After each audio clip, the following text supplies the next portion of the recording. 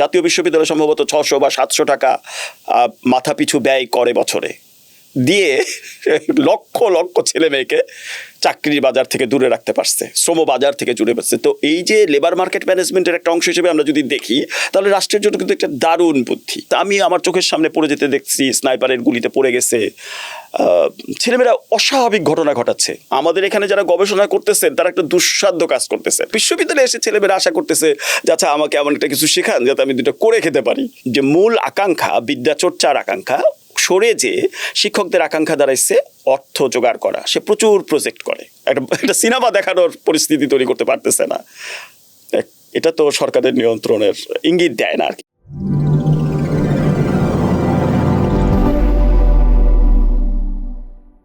চর্চার তীর্যকে স্বাগতম। আজ আমাদের অনুষ্ঠানে আমাদের সাথে আছেন আমার শিক্ষক, আমি যে বিশ্ববিদ্যালয়ে পড়েছি সেই বিশ্ববিদ্যালয়ের শিক্ষক আর রাজি স্যার। আসলে আমাদের তীর্যকে, আমি স্যারকে অনেকদিন ধরে, শুধু তীর্যকে না, আমি এর আগে যেখানে ছিলাম স্যারকে একটু আমন্ত্রণ করেছিলাম আসার জন্য। স্যার হয়তো সময় সুযোগ মেলাতে পারেননি। আজকে একটা সুযোগ হয়েছে ওনার আমাদের তীর্যকে আসার। আমরা আজকে তীর্যকে স্যারের সাথে একটু কথা বলবো, উনি যেহেতু সাংবাদিকতার শিক্ষক চট্টগ্রাম বিশ্ববিদ্যালয়ে, সাংবাদিকতার শিক্ষাটা কেমন হচ্ছে, আবার একই সাথে বিশ্ববিদ্যালয়ে উনি যেহেতু একটা দীর্ঘদিন ধরে বিশ্ববিদ্যালয় দেখেছেন ছাত্র হিসাবে এবং শিক্ষক হিসাবে, সেই বিশ্ববিদ্যালয়ের রাজনীতি, শিক্ষা, এবং উনি নিজেও রাজনৈতিকভাবে সচেতন লোক, সেই জায়গা থেকে বাংলাদেশের রাজনীতি 90 পরবর্তী এবং 2024 পরবর্তী কেমন দেখছেন উনি। আমি একটু স্যার শুরুতেই আপনার একটা স্ট্যাটাস, যদিও আপনার একটা স্ট্যাটাস না ঠিক, এটা হচ্ছে কি হয়তো আমাদের শিক্ষা প্রতিমন্ত্রী ওনার একটা স্ট্যাটাসের জবাবে আপনার ঢাকা বিশ্ববিদ্যালয় কেন্দ্রিক একটা স্ট্যাটাস আমরা দেখলাম। আমরা যদি একটু আপনার বিশ্ববিদ্যালয় জীবন বা একসাথে মিলিয়ে যদি ঢাকা বিশ্ববিদ্যালয়, আসলে আজকে একটা আলোচনা বারবার উঠে যে গবেষণার জন্য কি বিশ্ববিদ্যালয়টা আসলে পাবলিক বিশ্ববিদ্যালয় সেই জায়গায় কি আছে কিনা, নাকি আসলে এখন যে নর্থ সাউথ বা ব্র্যাক বা অন্যান্য অনেক ইউনিভার্সিটি, এদের তো গবেষণা অনেক বেশি কিছু, তাহলে সেই জায়গা থেকে পাবলিক বিশ্ববিদ্যালয়ে এত বড় স্ট্রাকচার বা পাবলিক বিশ্ববিদ্যালয় আসলে কোথায় দাঁড়িয়ে, কিংবা ঢাকা বিশ্ববিদ্যালয় আসলে কোথায় দাঁড়িয়ে? ধন্যবাদ আপনাকে, দর্শক শ্রোতাদেরও ধন্যবাদ। আমি দেখেন বিশ্ববিদ্যালয়ের, এটা পাবলিক প্রাইভেট যেটাই বলি না কেন, বাংলাদেশে বিশ্ববিদ্যালয়গুলো আমরা দাঁড় করাইতে পারি নাই। এটা শুরু থেকে এটা ঘটে নাই। বিশ্ববিদ্যালয়গুলোকে যেভাবে বুঝে দেশের মানুষ, সেইটার মধ্যে যথেষ্ট গড়বড় আছে। কি আমি একটা উদাহরণ দিয়ে সেটা কথাটা হয়তো বলতে পারি যে দেখেন আমরা কি বুঝছি ইউনিভার্সিটিটাকে, ইংরেজিতে ইউনিভার্সিটি, এটা শুরুতে যখন আমরা কলেজ করলাম, ধরেন ফোর্ট উইলিয়াম কলেজ বা হিন্দু কলেজ, কলেজের বাংলা কি করলাম? মহাবিদ্যালয়। মানে আমাদের হাতে যত বড় শব্দ ছিল এটা আমরা কলেজের জন্য ব্যয় করে দিলাম। তারপরে আমরা আবিষ্কার করলাম যে বা আমরা জানলাম যে কলেজের চেয়েও বড় প্রতিষ্ঠান আছে, যে কলেজগুলো আসলে বিশ্ববিদ্যালয়ের ইউনিভার্সিটির অধস্তন বা অধীনে থাকে। তখন আমরা ইউনিভার্সিটি, কলিকাতা ইউনিভার্সিটি করলাম বা মাদ্রাজ ইউনিভার্সিটি করলাম। বাংলা যখন করতে গেলাম তখন আমাদের হাতে শব্দ নাই, কারণ আগেই তো মহাবিদ্যালয় খরচ করে বসে আছি। তারপরেরটা নাম হওয়া উচিত ছিল মহা বিশ্ববিদ্যালয়। মহা কিন্তু নাই, বিশ্ববিদ্যালয়। এইটা বললাম আমি এই কারণে যে আমরা বুঝতে ভুল করছি ইউনিভার্সিটিটাকে। ইউনিভার্সিটিটা কি, এই যে বুঝতে ভুল করছি, আমি আমার যেই চিন্তার পদ্ধতি সেখানে আমি সব কিছু ধরার চেষ্টা করি বা অনেক কিছু ধরার চেষ্টা করি যে সে তার ভাষা এটা কিভাবে পাচ্ছে। আমার ভাষা বলছে যে আমরা বিশ্ববিদ্যালয় বুঝি নাই। আর এখন এই যে বুঝি নাই, না বুঝে যে বিশ্ববিদ্যালয়টা শুরু হলো, সারা পৃথিবীর বিশ্ববিদ্যালয়গুলো যেভাবে গড়ে উঠলো, বাংলাদেশের বিশ্ববিদ্যালয় সেভাবে গড়ে ওঠার কোনো কারণ তৈরি হলো না। শুরুতে যাই হয়ে থাকুক, দেখেন আমাদের বিশ্ববিদ্যালয় কি, একটু ছোট্ট ইন্টারাপ্ট করি, মানে আপনি বলছেন হচ্ছে বিশ্ববিদ্যালয়কে মানে বোঝাপড়ার অর্থে ইউনিভার্সিটি, যদি আমরা বাইরের একটা কনসেপ্ট থেকে এই জায়গায় ধরি, কিন্তু আমাদের এই অঞ্চলে তো আসলে বিশ্ববিদ্যালয় ছিল, হ্যাঁ, ছিল আমাদের এখানে নালন্দার কিন্তু এখন সিলমোহরও পাওয়া গেছে। নালন্দা কি ছিল? নালন্দা মহাবিদ্যালয়। তাদের সিলমোহরে লেখা আছে মহাবিদ্যালয়। বিদ্যালয় বিষয়টা কিভাবে বুঝতো? বিদ্যালয় আসলে কি? বিদ্যালয় হচ্ছে সেইটা যার মধ্যে বিদ্যা থাকে। বই হচ্ছে বিদ্যালয়। নালন্দা মহাবিদ্যালয় কেন? কারণ নালন্দা বিশ্ববিদ্যালয় মহাবিদ্যালয়ের অনেক অনেক গ্রন্থাগার ছিল, অনেক গ্রন্থ সেখানে থাকতো। বিষয়টা বুঝে দেখেন যে প্রচুর নলেজ সেখানে রাখা আছে। এটা এই জায়গা থেকে দেখেন যে বিশ্ববিদ্যালয়কে বুঝে উঠে সেটা করা, আমরা এটা ধরতে পারি নাই, আমরা অনুকরণ করছি, নকল করছি। এমনকি সিলেবাস যেগুলো, যে পাঠ্যসূচি আমাদের বিশ্ববিদ্যালয়গুলো শুরুতেই ইংরেজি তো কলিকাতা বিশ্ববিদ্যালয়ে পড়ানো শুরু হলো, কলিকাতা বিশ্ববিদ্যালয়ের ইংরেজি সিলেবাস তো বাইরে পড়ানো হইতো না, দরকার পড়তো না, তাদের করলো। সেটাও নানাজন মিলিটারি, এটাই একটা আমরা নিজেরা অন্যদের নকল করার সুযোগ পাই নাই, যেটা নিজেরা করছি। আর সবই মোটামুটি আরেকজনের কপি। তো বিশ্ববিদ্যালয়গুলো যখন শুরু করারতেই গবেষণার বিষয়টা প্রাধান্য পেল না। এটা একটা পড়ানো বিশ্ববিদ্যালয় হয়ে গেল, টিচিং ইউনিভার্সিটি যেটা আমরা বলি। জ্ঞান বিতরণ করার শুধুমাত্র, হ্যাঁ, এক ধরনের জ্ঞান বিতরণ করা, মানুষের মুখস্থ করানো, মানুষকে সচেতন করা, কিন্তু গবেষণার জায়গাটাকে এটা ওইভাবে ভাবা হয় নাই বিশ্ববিদ্যালয়গুলোকে। আমাদের পুরো 4 বছরের, যদি এখন 3 বছরের জায়গায় 4 বছর হয়েছে, বা যদি ধরেন কলেজগুলো যখন বিএ ডিগ্রি দিচ্ছে, আগে যখন দিত 2 বছরে বিএ করাচ্ছে, কেউ কিন্তু গবেষণার কথা ভাবে না এইভাবে, গবেষণার জন্য এগুলো তৈরিই না। তাহলে এখন কেন গবেষণার বিষয়টা আসতেছে? সারা বিশ্বে দেখতেছে যে, বাইরে যাচ্ছে আমাদের লোকজন, দেখতেছে যে গবেষণা ছাড়া বিশ্ববিদ্যালয় হয় না। আমার বুঝলাম আমাদের গবেষণার প্রয়োজন আছে, আমাদের স্বাদ আছে গবেষক হওয়ার, কিন্তু সাধ্য কি আছে? একটা গবেষণা, আমি সেদিন যেটা লিখেছিলাম, যেটার জন্য আপনি হয়তো যে প্রসঙ্গটা তুললেন ফেসবুকে, আমি বলতে চাচ্ছিলাম যে দেখেন, গবেষণার জন্য অর্থই সব না, অবকাঠামোই সব না। এটা একটা মানসিক বাতাবরণ যেটা তৈরি হতে হয়, যেটা তৈরি হয় তার অনুসন্ধিৎসার মধ্যে দিয়ে, তার প্রশ্ন করবার আকাঙ্ক্ষার মধ্য দিয়ে, অনেক কিছুকে প্রশ্ন করার মধ্য দিয়ে। আমরা কি সেই রকমভাবে বিশ্ববিদ্যালয়ের ছেলেমেয়েদেরকে তৈরি করি? ধরেন সে অনার্সে যে 4 বছর পড়ে, সে কি প্রশ্ন করার যোগ্য হয়? প্রশ্ন করে? আমাদের কোনো মেকানিজম আছে, মানে পাঠ্যসূচির মধ্যে কলা কৌশল আছে যেখান থেকে একজন গবেষক তৈরি হবে? স্যার এইটা যদি আমি জানি না স্যার, আপনি হয়তো আমি যদি একটু ডিফার করতে চাই, যদি বিশ্ববিদ্যালয় আমাদের এই অঞ্চলের মানুষকে ধারণ করার জন্য কোনো বিদ্যাপীঠ হয়ে থাকে, আমাদের এই অঞ্চলে তো আমাদের দর্শন গত অনেক বছর না, কয়েক শত বছরের দর্শন তো প্রশ্ন করা শেখায়। যদি আমি দর্শনের ভারতবর্ষের দর্শন, না, নিঃসন্দেহে আমাদের যদি বলেন যে ভারতবর্ষের, এমনকি বাংলাদেশের, আমাদের বাংলা ভূখণ্ডের কথা যদি ধরি, নিঃসন্দেহে প্রশ্ন করা শেখায়। কিন্তু বিশ্ববিদ্যালয় কি শেখায়? বিশ্ববিদ্যালয় কি করে? বিশ্ববিদ্যালয়ে আমরা যেটা করি, আমরা মূলত, বিশেষ করে আমাদের, আমি যদি সমাজবিজ্ঞান এবং কলার কথা বলি, যেটা আমার খুবই পরিচিত জায়গা, আমরা ভুল ধরা শিক্ষক। ছেলেমেয়েরা মুখস্থ ঠিকমতো করছে কিনা কেবল ভুলটা ধরি, দিয়ে আমরা একটা মান দিই।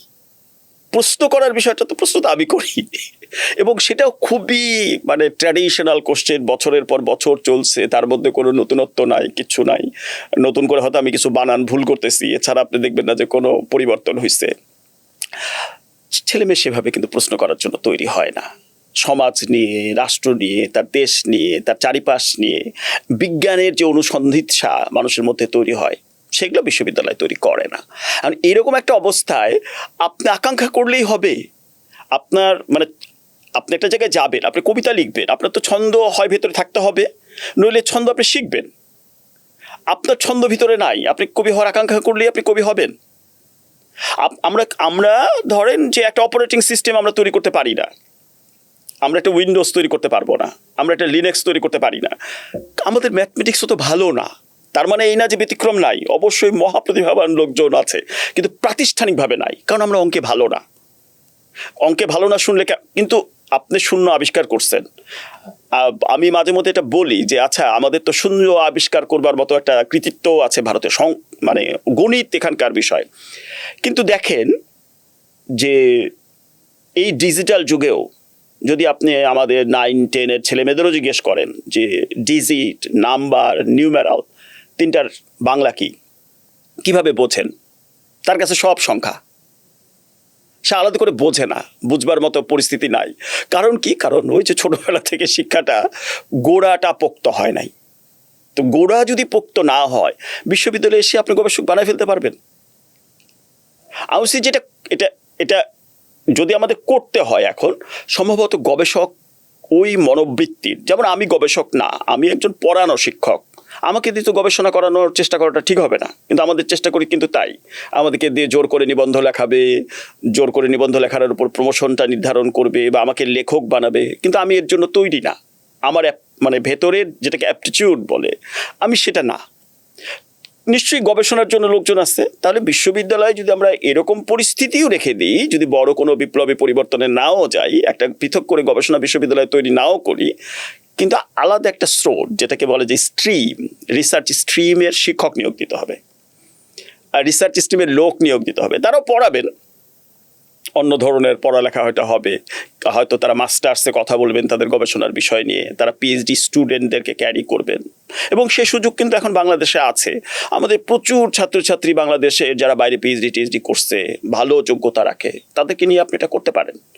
কিন্তু এখন যেভাবে আছে, আমি অনার্স পাশ করে মাস্টার্স পাশ করেই বিশ্ববিদ্যালয়ের শিক্ষক হয়ে গেলাম এবং আশা করা হচ্ছে যে আমি গবেষণা করব, বা আমাদের যে পরিমাণ কি বলে, যেই প্রক্রিয়া পদ্ধতির মধ্যে আমাদেরকে রাখা হয়, একটা অবাস্তব পরিস্থিতি সেখানে গবেষক হওয়ার। আপনি যদি সততার সাথে ক্লাস নেন, ছাত্রদের পড়ান, আপনি যদি সততার সাথে খাতা দেখেন, আপনি বছরে 400 খাতা দেখেন, 400 খাতায় আপনি যদি আধ ঘন্টা করেও দেন 100 মার্কস একটা খাতায়, তো আপনার 200 ঘন্টা যায়। আপনি 200 ঘন্টা কোথায় পাবেন? আপনি তো বের করতে পারবেন না। 200 ঘন্টা মানে আপনার দিনে 2 ঘন্টা করে দিলেও 100 দিন লাগে, আপনি তো রেজাল্টই দিতে পারবেন না। তাহলে কি হয়? খাতা কি দেখে? আমি তো কম করে বললাম 400, কিন্তু এমন বিভাগ আছে যাদের আসলে 100 শিক্ষার্থী, এবং একজন শিক্ষককে 2টা 3টা 4টা করে কোর্স নিতে হয়, আবার অন্য বিশ্ববিদ্যালয়ের খাতা দেখতে হয়, অন্য বিভাগের খাতা দেখতে হয়। তো এটা তো একটা বাস্তব অবস্থা না। আমাদের এখানে যারা গবেষণা করতেছেন তারা একটা দুঃসাধ্য কাজ করতেছেন। আমি জানি না তারা কি করে এটা সম্ভব করেন। ক্লাস নেওয়া, ছাত্রদের প্রতি আপনার যে দায়িত্বশীলতা আছে, ছাত্রদেরকে সময় দেওয়া, তারপরে আপনি আবার গবেষণা করবেন, এরকম পরিকাঠামোই নাই আমাদের এখানে। যারা করে এটা হচ্ছে, আমাদের যেরকম ক্রিকেটের পরিকাঠামো না থাকার পরেও প্রতিভাবান ক্রিকেটাররা উঠে আসেন, ফুটবলাররা উঠে আসেন, এটাই। কিন্তু প্রতিষ্ঠান দাঁড় করিয়ে বা একটা পদ্ধতিগতভাবে বিশ্ববিদ্যালয়গুলো গবেষণার জন্য তৈরি, এটা আমার মনে হয় না। স্যার, আপনার ওই যে আমরা আগে একটু কথা বলছিলাম যে আপনার পরিচয় যে সাংবাদিকতা শিক্ষক, আপনি হয়তো বলতে চান না যে আপনি চট্টগ্রাম বিশ্ববিদ্যালয়ের সাংবাদিকতা শিক্ষক, এটা নিয়ে আমাদের একটা আলাপও হচ্ছিল। এই যে আমরা কি একটা পরিচয়ের সংকট, কিংবা ধরেন আপনি বলছিলেন যে এই পরিচয় আসলে আপনি দিতে পারেন কি পারেন না, সেই আলাপটা যদি আমরা একটু আবারও তোলার সুযোগ পাই। আচ্ছা, আমি দেখেন, একটা মানুষের তো কি বলে যে আমাদের বাংলাদেশের একটা প্রবণতা আছে, এই দেশের মানুষের, তার ইংরেজিতে যেটা বলা যায় একটা মাল্টিপল আইডেন্টিটি, বহুমাত্রিক পরিচয়। সে অনেকগুলো পরিচয়ে পরিচিত হতে চায়। এটার মধ্যে যে খুব অসুবিধা আছে তা না, যদি খুব যৌক্তিক হয়, কিন্তু তার তো একটা প্রধান পরিচয় থাকার কথা, যেটা আসলে হ্যাঁ, যেটা সে যখন প্রতিষ্ঠানে থাকবে না। যেমন ধরেন যে আপনি একজন সাংবাদিক, আপনি যদি চর্চা ছেড়ে দেন তারপর আপনি একজন সাংবাদিক, আমি যদি ইউনিভার্সিটি ছেড়ে দিই তারপরেও তো আমি একজন শিক্ষক। এই জায়গার মধ্যে নিজেকে সীমিত রাখা সাবেক হয় না, এটা তো সাবেক হয় না। কিন্তু আমি যদি নির্ধারণ করি চট্টগ্রাম বিশ্ববিদ্যালয়ের শিক্ষক, তাহলে আমাকে আগামী বছর হতে বলতে হবে চট্টগ্রাম বিশ্ববিদ্যালয়ের সাবেক শিক্ষক, তাই না? এটা একটা দিক। আরেকটা দিক আমি যেটা ভাবি, যে লক্ষ্য করেছি, আমাদের আত্মশ্লাঘায় আঘাত লাগে। উনি একজন বিশ্ববিদ্যালয়ের শিক্ষক, উনি বিশ্ববিদ্যালয়ের শিক্ষকদের সম্পর্কে এরকম খারাপ কথা বলতে পারলেন। বাংলাদেশে কিন্তু এরকম পরিস্থিতি, স্বগোত্রের মানে কাকের মাংস কাকে খায় না, এরকম একটা বিষয় আছে। স্বগোত্রের দুর্নাম করতে পারবো না। আমি যেরকম ধরেন, আমি মনে করি যে বিশ্ববিদ্যালয়ের শিক্ষকদের এখন যে পরিস্থিতি এবং যেভাবে বিশ্ববিদ্যালয়টা বদলে যাচ্ছে এআই আসার পরে, খুবই জরুরি একটা কমিশন করে গোল্ডেন হ্যান্ডশেক দিয়ে অধিকাংশ শিক্ষককে বিদায় করে দেওয়া। আমাদের আসলে দরকার নাই। আবার আমি যদি বলি যে সেদিন লিখেছিও আমি এটা, যে এই যে ব্যয় রাষ্ট্র শিক্ষকতার পিছনে করতেছে এখন অধিকাংশই জলে যাচ্ছে না। শিক্ষকরা তাদের দায়িত্ব পালন করতেছেন না, ছাত্ররা তাদের যে কর্তব্য তাদের যে পাঠ শিক্ষা গ্রহণের যে আগ্রহ সেটা তারা পালন করতেছে। তো এইগুলো বলা একটু বাংলাদেশে কঠিন, প্রতিষ্ঠানের নাম নিয়ে খুবই কঠিন। সেই কারণে কি তাহলে আপনি আমি আসলে প্রতিষ্ঠান সহ্য করে না। প্রতিষ্ঠান কিন্তু যখন আমি প্রতিষ্ঠান আশা করে যে তার পরিচয় যখন আমি বহন করতেছি তখন তাকে বলে যে তুলে ধরবো, আফোল্ড করব ইতিবাচকভাবে। এটা প্রতিষ্ঠানের একটা বিপদ। প্রতিষ্ঠানের এই আকাঙ্ক্ষার মধ্যে অন্যায় কিছু আছে তা না, কিন্তু আমি মনে করি যেখান থেকে মুক্ত থাকা উচিত। কিছু মানুষের প্রতিষ্ঠানের বাধ্যবাধকতা, রাজনীতির বাধ্যবাধকতা থেকে বের হয়ে এসে স্বাধীনভাবে কথা বলতে পারা উচিত। সেই জায়গা থেকে আমি বলি যে আমার যদি কেবল পরিচয়টা এটুকুই হয় যেটা একটু বেশি সত্যের কাছাকাছি, সেটা হচ্ছে আমি সাংবাদিকতা শিক্ষক। স্যার, শুরুতে যে আলোচনাটা আমরা করছিলাম যে আপনার আপনার আপনার ছাত্র জীবনে আপনি 90-এর স্বৈরাচার বিরোধী আন্দোলনটাকে আপনি একটু দেখেছেন, এর পরবর্তীতে ঢাকা বিশ্ববিদ্যালয়ে তো দেখেছেনই, একই সাথে সাংবাদিকতাও করেছেন। এই যে বিশ্ববিদ্যালয়ে আপনার কাছে মোটা দাগে একটা হচ্ছে, আবার 24-এ একটা গণ আন্দোলনে আপনি নিজেও একটা গণ আন্দোলনের একটা পার্ট বা দেখেছেন।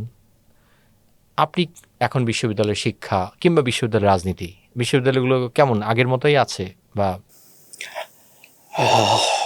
আপনার চোখে পার্থক্যটা কেমন পড়ে কিংবা আদৌ পড়ে কিনা? বিশ্ববিদ্যালয়ের কিছু কিছু শিক্ষক ছিলেন 90-2000 পর্যন্ত, যাদের জাতীয় খ্যাতি ছিল, মানুষ তাদের কথা শুনতো, সামাজিক একটা গ্রহণযোগ্যতা ছিল। মানে শিক্ষকের যেই বুদ্ধিভিত্তিক, মানে একজন মেধাবী মানুষ হিসেবে তার সমাজে যে বলবার কথা, বিশ্ববিদ্যালয়ের শিক্ষকদের বিশেষ করে, সেই জায়গায় বেশ কিছু মানুষ ছিলেন। এখন সেটা একেবারেই নাই। এটা একটা বিরাট, এটা কি রাজনীতির কারণে নাই নাকি আসলে রাষ্ট্রই আসলে রাজনীতি, রাষ্ট্র, শিক্ষকদের নিজস্ব অধঃপতন সব মিলিয়েই এটা হয়েছে। রাজনীতি তো একটা বড় সময় গেছে, 15 বছরের না হলেও সর্বশেষ 10টা বছর, যেটা শেখ হাসিনার যে শাসন আমল, সেখানে মানুষ কথা বলা বন্ধ করে দিয়েছে, নিজস্ব চিন্তা ভাবনা প্রকাশ করা বন্ধ করছে, চর্চা বন্ধ করছে। সেটা তো একটা দিক আছেই। আর বৈশ্বিক কারণেও এখন এটা খারাপ অর্থে না নিলেও ধরেন খুবই ব্যক্তিকেন্দ্রিক হয়ে গেছে। শিক্ষকরাও তাদের নিজেদের জীবন বা তাদের জীবন মান, তাদের নিজের ছেলে মেয়েদের পড়ালেখা, বিশ্ববিদ্যালয়ের শিক্ষকরা কিন্তু খুব কম তাদের সন্তানদের নিজেদের বিশ্ববিদ্যালয়ে পড়ান বা বাংলা মাধ্যমে পড়ান। কোনো গবেষণা নাই বা টুকটাক যেসব কাগজপত্র দেখি আমি, তারা কিন্তু বিশ্ববিদ্যালয়কে ঠিক ওইভাবে আর নিজেদের প্রতিষ্ঠান মনে করেন না। তারা মনে করেন এখানে আমি একটা চাকরি করি, এখান থেকে আমি নিজেকে ইনভেস্ট করছি, এখান থেকে আমি যত দ্রুত প্রফিটটা ম্যাক্সিমাইজ করে নিয়ে বের হয়ে যেতে পারি। মানে এটা কি আগে আমরা একটা অভিযোগ করতাম যে মাদ্রাসা নিয়ে যারা কথা বলেন তাদের সন্তানরা মাদ্রাসায় পড়েন না, ওরকম যে এখন শিক্ষক পড়ে না, না এটা আর নাই। মানে ঠিক তারা, তার মানে কি উনি ইউনিভার্সিটিকে ওন করেন না বা ওন করে না? ওন করবার কোনো, কারণ তার লক্ষ্য আছে আসলে ছেলে মেয়েকে বাইরে পাঠায় দেওয়া, দেশের বাইরে পাঠায় দেওয়া। পারলে নিজেও, মানে কি বলা যায়, সে অর্থ পাচার করবে। আমাদের সমাজে যেটা আছে পুরোটাই পারলে নিজেকে পাচার করে দেবে। যদি কোনো কারণে নিজেকে পাচার করতে ব্যর্থ হয় তাহলে সন্তানদের পাচার করবে। মানে পুরো মনোবৃত্তিটাই হচ্ছে একটা পাচারের মনোবৃত্তি, যদি আমি অন্যভাবে বলি। তো এটা একটা দিক আছে। আরেকটা হচ্ছে যে বিশ্ববিদ্যালয়ে প্রচুর এক্সপানশন হয়েছে, অনেক বিশ্ববিদ্যালয় হয়েছে, অনেক ছেলে মেয়ে পড়বার সুযোগ পাচ্ছে। তো সমাজে তো একটা বড় পরিবর্তন ঘটছে। সেটা হচ্ছে যে একেবারেই দেশের প্রত্যন্ত অঞ্চল থেকে, বিভিন্ন জায়গা থেকে, যাদের আসলে ওই রকমভাবে বিশ্ববিদ্যালয়ের আজ থেকে 30 বছর আগে আসবার সুযোগ ছিল না, কারণ আসন খুবই সীমিত ছিল। এখন অনেক বিশ্ববিদ্যালয়ে অনেকেই আসছে। আসার কারণে সাধারণ মানের একটা পতন ঘটেছে। মানে আপনি বলছেন যোগান বেশি, মানে সাধারণ অনেক মানুষ চলে আসার কারণে একটা মানের মানে আমাদের চোখে এখন পড়ছে যে, তাহলে আমি যদি উল্টা জায়গা থেকে বলি যে আমাদের শিক্ষা কাঠামোতে আসলে এমন ব্যবস্থা আসলে ছিল না এত সংখ্যক স্টুডেন্টকে আসলে একটু এক ধরনের মান অনুযায়ী শিক্ষা দেওয়ার। এটাই কি আমাদের রাষ্ট্র কি করেছে? রাষ্ট্র যেটা বিবেচনা করেছে সম্ভবত এইভাবে, বা রাষ্ট্রগুলো যেভাবে করে, সেটা হচ্ছে, এটা হচ্ছে একটা এমপ্লয়মেন্ট ম্যানেজমেন্ট। আমি 18 বছর 20 বছরের ছেলে মেয়েদের চাকরিতে দিতে পারি না, আমার সেরকম চাকরির ব্যবস্থাপনা নাই, শ্রম ব্যবস্থাপনা নাই। তাহলে আমি কি করতে পারি? আমি সবচেয়ে কম খরচে, জাতীয় বিশ্ববিদ্যালয় সম্ভবত 600 বা 700 টাকা মাথা পিছু ব্যয় করে বছরে, দিয়ে লক্ষ লক্ষ ছেলে মেয়েকে চাকরির বাজার থেকে দূরে রাখতে পারছে, শ্রম বাজার থেকে জুড়ে পারছে। তো এই যে লেবার মার্কেট ম্যানেজমেন্টের একটা অংশ হিসেবে আমরা যদি দেখি, তাহলে রাষ্ট্রের জন্য কিন্তু একটা দারুণ বুদ্ধি। সে শিক্ষক দিচ্ছে না, সে কোনো এটা কি একই সাথে অ্যাঙ্গার ম্যানেজমেন্টও, মানে ধরেন একই সাথে অ্যাঙ্গার ম্যানেজমেন্টও, কারণ তাকে এনগেজ রাখতেছে। এবং এইভাবে যদি তারে নাড়ে করে তার যৌবনের সবচেয়ে উল্লেখযোগ্য সময়টা সে পার করে দিতে পারে, 25, 26, 27, তারপরে কিংবা কিন্তু একই সাথে একটা স্বপ্ন দেখাতে পারে, একটা স্বপ্ন যে তুমি বেরোয় কিন্তু একটা চাকরি পাবা, একটা প্রেম সে কিন্তু করতে শেষ। পারবা, whatever। হ্যাঁ, সে ওখানে আছে, তার জন্য বেশ একটা মানে মনে হচ্ছে যে আচ্ছা আমি তো পড়াশোনার মধ্যে আছি, নামি নামি সাবজেক্টে পড়তেছে, মনে হচ্ছে জানি অনেক কিছু। আসলে কিন্তু সে কিছুই করতেছে না, তার এইজটাকে খেয়ে ফেলে দেওয়া হচ্ছে, তার জীবনী শক্তিটাকে কইয়ে ফেলা হচ্ছে, হয়ে এমন একটা পরিস্থিতির মধ্যে তাকে সামনে নিয়ে যাওয়া হচ্ছে যেখানে তার না সরকার রাষ্ট্রের বিরুদ্ধে না সমাজের বিরুদ্ধে দাঁড়াবার সামর্থ্য আছে, কিছু থাকতেছে না। সে একটা নিঃস্ব হয়ে খুব সামান্য জীবনযাপনের মধ্যে ঢুকে যাচ্ছে। রাষ্ট্রের জন্য আমাদের এখনকার যে রাষ্ট্র কাঠামো, যেই কি বলা যায় যে একটা অদ্ভুত ধরনের জগা খিচুড়িওয়ালা পুঁজিবাদী রাষ্ট্র কাঠামোর জন্য শ্রম ব্যবস্থাপনার অংশ হিসেবে এটা বেশ ভালো হয়েছে, প্রচুর ছড়ায় পড়ছে কোথা থেকেই যা। কিন্তু বিশ্ববিদ্যালয় এরকম হওয়ার কথা না, এটা তো শ্রম ম্যানেজমেন্টের জায়গা হওয়ার কথা না। তো সেটা আমরা করছি, এবং বিশ্ববিদ্যালয়ে এসে ছেলেমেয়েরা আশা করতেছে যে আচ্ছা আমাকে এমন একটা কিছু শেখান যাতে আমি দুটো করে খেতে পারি। বিশ্ববিদ্যালয় সে জায়গাও না, বিশ্ববিদ্যালয় তো আপনার করে খাওয়ার শিক্ষার জায়গা, এটা জ্ঞান চর্চার জায়গা। আপনার হয়তো জ্ঞান সব সময় আপনাকে যে একটা বিলাসবহুল জীবন দিবে বা চাকরির নিশ্চয় দিবে, এরকম নাও হতে পারে। হ্যাঁ, কিংবা ধরেন এই যে আপনার কথায় হয়তো আমার একটা জিনিস মনে হচ্ছিল যে তাই কি আসলে পাবলিক, মানে যদি পাবলিক বিশ্ববিদ্যালয়গুলো তো মূলত, বা জাতীয় বিশ্ববিদ্যালয় তো একটা পাবলিক বিশ্ববিদ্যালয়, সবগুলো মিলে তাহলে কি বেশিরভাগ মানুষজন কি আমরা এমন একটা শিক্ষা পাচ্ছি যেটাতে আমরা কায়ে ক্লেশে জীবনযাপন করতে পারছি? কায়িক ক্লেশে একটা অধস্তন জীবন, একটা মেনে নিয়ে একটা ছাপোষা জীবন যে এটার মধ্যে ঢুকায় দেওয়া হচ্ছে। এবং শ্রম মার্কেটের যেহেতু লেবার মার্কেটে যেহেতু আমাদের ব্যবস্থাপনাটা ভালো না, আমরা যেহেতু অনেক মানুষকে চাকরি দেওয়ার মতো পরিস্থিতি রাষ্ট্র তৈরি করতে পারে নাই, তার জন্য সহজ সমাধান হচ্ছে 600-700 টাকা ভাতা পিছু ব্যয় করে তাকে বেকার ভাতা দেওয়ার কথাও চিন্তা করতে হচ্ছে না, কিন্তু তাকে আপনি একটা দীর্ঘ সময় আটকে রাখতে পারতেছেন, এবং সেখানে সেশন জ্যাম হ্যান ত্যান হাবি জাবি দিয়ে তার জীবনটা একেবারে ধ্বংস। এবং বিশ্ববিদ্যালয় সাংবাদিকতা প্রায় প্রতিটা পাবলিক বিশ্ববিদ্যালয়ে আছে যোগাযোগ ও সাংবাদিকতা বা মিডিয়া স্টাডিজ। এটা বাংলাদেশকে এতগুলো ধারণ করবার কথা, বাংলাদেশের কি সেই আর্থিক সামর্থ্য আছে? কিন্তু বাংলাদেশে তো অনেকগুলো পত্রিকার প্রতিষ্ঠান, ডিজিটাল মাধ্যম, সমস্ত কিছু আছে, মানুষের চাহিদাও আছে, কিন্তু বিশ্ববিদ্যালয়ে পড়বার মধ্য যে আকাঙ্ক্ষার তৈরি হয়, মধ্যবিত্ত যে আকাঙ্ক্ষা তৈরি হয় বিশ্ববিদ্যালয়ে, সে আকাঙ্ক্ষা পূরণ করবার মতো কি সামর্থ্য সাংবাদিকতার আছে? না, তাও হয়তো নাই, এই মার্কেট নাই, কিন্তু না। তাহলে আমাদের এখানে সাংবাদিকতার কিন্তু ভালো পতন হয়েছে। কেন পতন হয়েছে? আমার একটা অনুমান এরকম যে বিশ্ববিদ্যালয় থেকে আমরা যারা পড়ে আসছি, তারা একজন সন্তোষ গুপ্তের মতো একটা কায়িক ক্লেশের জীবন যাপন করব না। সন্তোষ গুপ্তের নাম না নিয়ে বরং আমি নির্মল সেনের নাম দিই। আমি ওরকম কায়িক ক্লেশের জীবন যাপন করবো না, কারণ আমি বিশ্ববিদ্যালয়ে পাশ করছি, আমার বাবা মা, আমার পরিবারের, আমার সমাজের আকাঙ্ক্ষা আছে, আমাকে একটা বেশি বেতন পেতে হবে। তো সাংবাদিকতা এটা কিন্তু প্রফেশন না, মানে সারা দুনিয়াতেই সাংবাদিকতাকে দেখা হয় একটা স্টপ গ্যাপ জব বা ভকেশন হিসেবে, অকুপেশনও না, এটা একটা ভকেশন। মানে শব্দটার অর্থ হচ্ছে, ভকেশনের বাংলা কি করা যায় আমি জানি না, সেটা হচ্ছে মানে ভকোস থেকে আসছে, একটা আহ্বান, এটা একটা সেবা। ইংরেজিতে যেটা বোঝা যায়, এটা একটা ইজম, এটা একটা আদর্শ। আমি সাংবাদিকতার করার মধ্য দিয়ে সমাজকে বদলে দিব। আমার জীবনের নিশ্চয়তা নাই, যেটা পুরোনো দিনের ইংরেজি মুভিতে দেখা গেল যে চাকরি চলে গেছে কারণ মালিকের বিপক্ষে গেছে, এটা হওয়াটা খুবই স্বাভাবিক। তারপরে সে হতাশ হয়ে তার প্রেমিকা তাকে ছেড়ে গেছে, সে হয়তো ড্রয়ার থেকে একটা পানীয় বের করে নিয়ে রাস্তায়, এই যে সাংবাদিকতা, এরকমই চ্যালেঞ্জিং হওয়ার কথা, কিন্তু সাংবাদিকতা এখন আর চ্যালেঞ্জিং কোনো পেশা না। এটা কি শুধু আমাদের এখানে না, সারা পৃথিবীতেই হয়েছে, কিন্তু আমাদের এখানে খুব বেশি হয়েছে, কারণ আমরা খুব বেশি বিশ্ববিদ্যালয় থেকে দিয়েছি ছেলেমেয়েদেরকে। এখন তো বিশ্ববিদ্যালয়েরই দখলে, বিশ্ববিদ্যালয় থেকে ছেলেমেয়েরা আসে যাদের আকাঙ্ক্ষাটা, জীবনের আকাঙ্ক্ষা, মানে মানসম্মত জীবনযাপনের আকাঙ্ক্ষা সমাজ সেবার চেয়ে অনেক বেশি।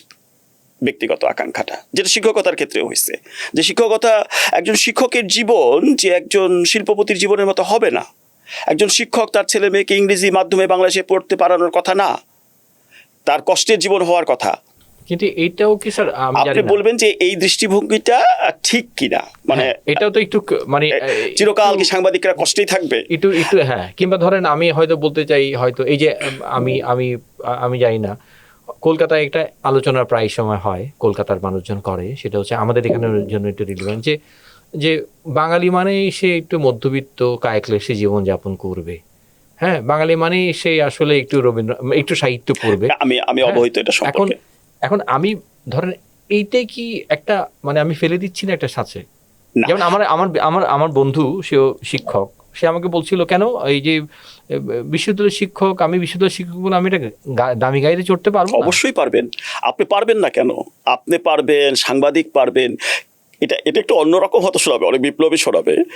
আপনার বিবেচক মানুষ হিসেবে আপনি ভেবে দেখেন তো, যে যাদের টাকায় আপনি চলেন তারা কি এটা পে করতে পারে?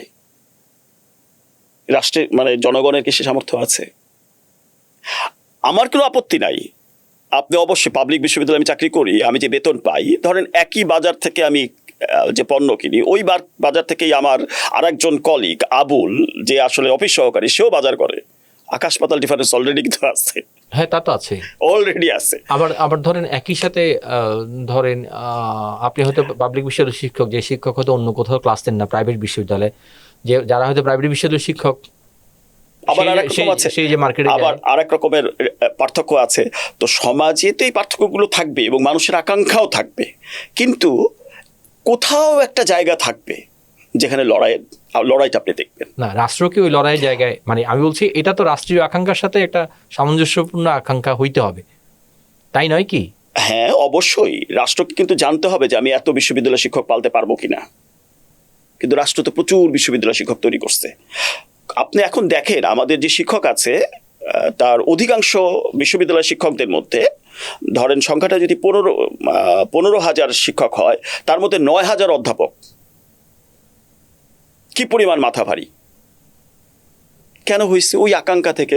সুতরাং সে ছলে বলে নানাভাবে নানা কৌশলে সে তার পথটা নেওয়ার জন্য এই যে আকাঙ্ক্ষা তৈরি হয়েছে, যেটা আমি বলছিলাম যে সাংবাদিকতা তো হয়েছে, সাংবাদিকতায় সে যথেষ্ট সামর্থ্য অর্জন করুক না করুক, সে একটা 10 লাখ টাকা বেতনের চাকরি চায়।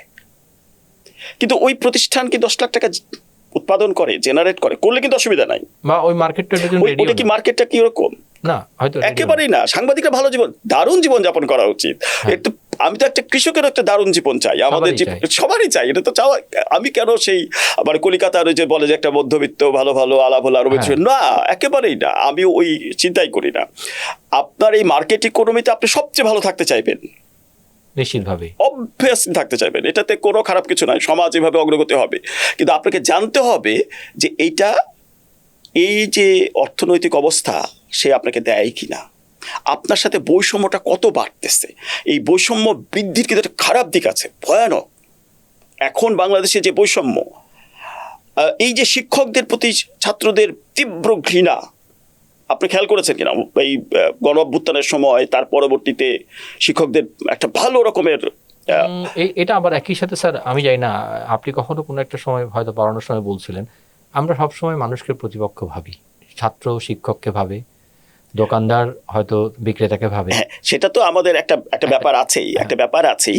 কিন্তু শিক্ষকদের সামাজিক জীবন বা মানের সাথে ছাত্রদের জীবন মানের পার্থক্য অনেক বেশি হয়ে গেছে, অনেক বেশি। ওই যে বললাম না, ছাত্ররা আসতেছে গ্রামগঞ্জ প্রত্যন্ত অঞ্চল থেকে, যার ভীষণ কষ্টকর জীবন থেকে সে এসে বিশ্ববিদ্যালয়ে চান্স পেয়েছে, যার আসলে টিউশনি করে, আসলে ব্যাপক অংশ এখন টিউশনি করে জীবন চালায়। তো তার জন্য একজন শিক্ষকের মোটামুটি সে যেই গ্রাম থেকে আসছে, যে প্রত্যন্ত অঞ্চল, শিক্ষকের বাসায় গেলে কিন্তু সে একটু বিস্মিত হয়। শিক্ষকের জীবন যে খুব ভালো আমি তা বলতেছি না, কিন্তু তার তুলনায় অনেক অনেক চকচকে জীবন। এটা সমাজের জন্য খুব একটা ভালো লক্ষণ না। যে কোনো মুহূর্তে এটা তাসের ঘরের মতো সে ভেঙে দিবে। আমি যে জায়গায় থাকি, ধরেন মোহাম্মদপুর বস্তি, বা তার পাশে যেই বিশাল বিশাল দারুণ দারুণ ভবন গড়ে উঠতেছে, চকচকে জীবন যাপন যারা করতেছে, তাদের প্রতি এক ধরনের বিদ্বেষ তৈরি হবে না? ওইটা তো ঐতিহাসিক বিদ্বেষ। এটা তো হ্যাঁ, তো সেইটা কমায় রাখার জন্য তো রাষ্ট্র চেষ্টা করবে, সেটা সাংবাদিকতাদের মতো করবে, শিক্ষকদের মধ্যেও করবে। সেটা আমরা হারাই ফেলছি, এটা কোথাওই নাই, বাংলাদেশের কোনো জায়গায় নাই। আপনার আদালতে নাই, কারো কারো জীবন অত্যন্ত চকচকে, আমরা মনে করতেছি তারা সফল উকিল বা সফল অ্যাডভোকেট, সফল ব্যারিস্টার। এটা হয়েছে। অর্থ দিয়ে সাফল্য মাপবার যেই আকাঙ্ক্ষা বা মাত্রা, সেটা আমাদের সমাজে তৈরি হয়েছে। ভালো থাকা মানেই চকচকে জীবনযাপন, ভালো গাড়ি, সেটা হয়েছে। তো এই জায়গা থেকে বিশ্ববিদ্যালয়ের যে মূল আকাঙ্ক্ষা, বিদ্যাচর্চার আকাঙ্ক্ষা, সরে যে শিক্ষকদের আকাঙ্ক্ষা দাঁড়াইছে অর্থ জোগাড় করা। সে প্রচুর প্রজেক্ট করে, অনেক প্রজেক্ট করে, বিভিন্ন জায়গায় খ্যাপ দিয়ে বেড়ায়। এমনও শিক্ষক আছে যে ইংরেজি মিডিয়াম স্কুলে যে হয়তো ফিজিক্স পড়াচ্ছে, বিখ্যাত শিক্ষক, কারণ তার আসলে একটু ভালো জীবনযাপন করতে হবে। ভালো জীবনযাপন কেন করতে হবে?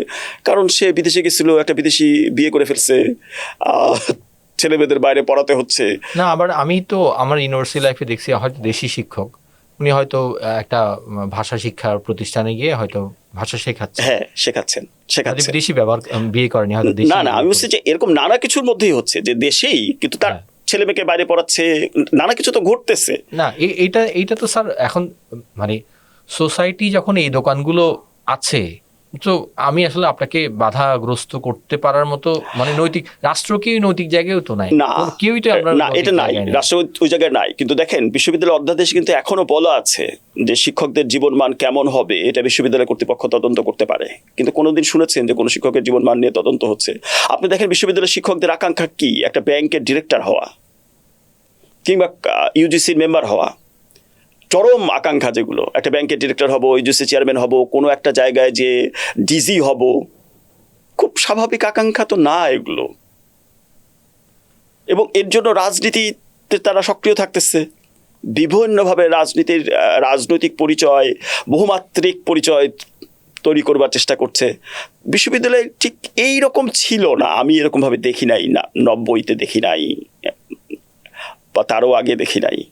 এখন আপনি 90-এর আন্দোলন দেখেছেন, এই 24টা, এরপরে কোনো একটা গুণগত পরিবর্তন আদৌ হচ্ছে? না না, খুব একটা ওটা দেখেন, একটা জিনিস বললাম যে ঢাকা বিশ্ববিদ্যালয় আমি যখন দেখেছি, তখন যেহেতু সারা দেশ থেকে ছেকে কিছু ছেলে মেয়ে আসতো, তাতে ছাত্রদের এক ধরনের একটা গড় মান ছিল। সে কোনো না কোনো স্কুলের প্রথম বা দ্বিতীয় হওয়া ছেলেটা এসেই বিশ্ববিদ্যালয়ে ভর্তি হতো। তাদের একটা পরিচয় সমাজের সব স্তরের সচিবের ছেলেও আমি পেয়েছি, আবার একটা হেডমাস্টারের ছেলে এসেও পড়তেছে পেয়েছি। কিন্তু এখন সচিবের মহোদয়ের ছেলেমেয়েরা আর পাবলিক বিশ্ববিদ্যালয়ে আসেন না, তারা নর্থ সাউথ ব্র্যাক বা আইউবিতে চলে যাবেন, সাধারণ ঘরের ছেলেমেয়েরা বিশ্ববিদ্যালয়। সুতরাং ওইটার একটা সাংস্কৃতিক মানেরও পরিবর্তন হয়ে গেছে, ভালো বা খারাপ যেটাই বলি। আর শিক্ষকদের মধ্যে অর্থই হয়ে গেছে মূল আকর্ষণ।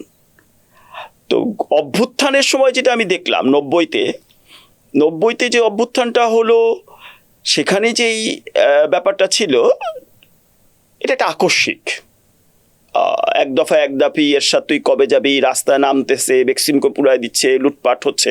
বেলটাওয়ালের পুরানোর ঘটনায় আমি ছিলাম, কিন্তু তখনও মনে হয়নি যে এরশাদ এইভাবে পতন ঘটবে, কিন্তু ঘটে গেল। একইভাবে 24-এর গণ অভ্যুত্থানে 4 তারিখ,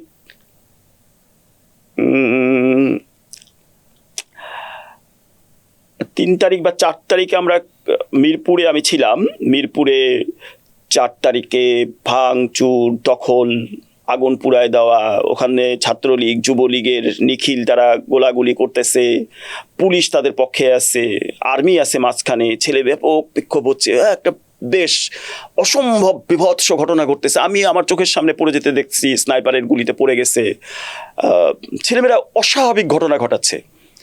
মানে যে করেই হোক হাসিনাকে ফেলে দিতে হবে, চলে যেতে হবে। কিন্তু সন্ধ্যায় যখন আমরা ফিরে আসলাম, আমাদের সাথে যারা আমাদের বন্ধুরা ছিল, যারা আন্দোলনগুলো করতেছিল, তারা কিন্তু জানে না পরদিন কি করতে হবে, পরদিন কি ঘটবে। তাদের সর্বোচ্চ আকাঙ্ক্ষা হতে পারে যে একটা রাজনৈতিক নেগোসিয়েশন হবে।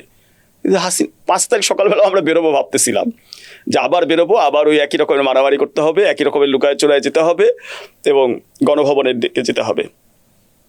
হাসিনার পতন হয়ে গেল। মানে কি কারণে হলো, কিভাবে হলো? স্যার, এমনি এই দুইটা রাজনৈতিক আন্দোলন যেহেতু আপনি দেখেছেন, দুইটার মধ্যে কোনো গুণগত বা ধরেন কোনো পরিবর্তন আদৌ আছে কিনা? 90-এর আন্দোলনটা খুব বেশি বিশাল পরিবর্তন। 90-এর আন্দোলনটা ছিল গণ অভ্যুত্থান, আমি যেটাকে বলি।